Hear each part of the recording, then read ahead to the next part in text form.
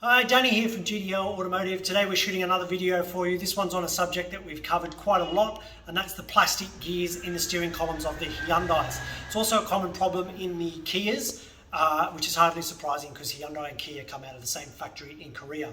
Really good cars. However, the Achilles heel for both these brands seems to be the electric steering system.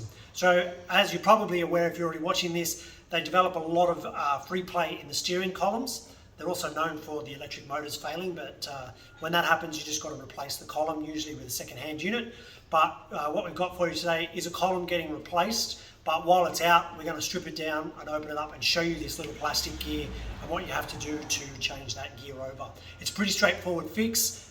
Can be done for usually around the $400 mark, and it saves you from having to spend about $2.5 grand on a replacement steering column.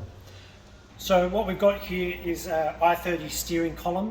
We're actually replacing the whole column in this vehicle, but this means that we can show you this plastic gear that we're talking about outside of the car. To do this repair, you can actually do it in the vehicle. You need to drop the column down. You don't have to remove the whole column like we have here, but it just means that I can show you quite easily with the video. So this is obviously our new second-hand one. This is the old one. So if you look on the new one that's still assembled, these black Torx bolts are what you need to undo for the electric motor. In this one here, we've got it off, and inside here, that there is your little plastic gear. That one's actually brand new.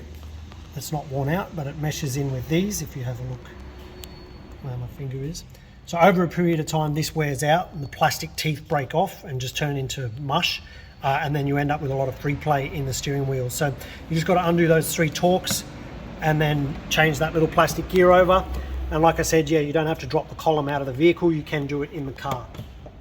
And there you have it.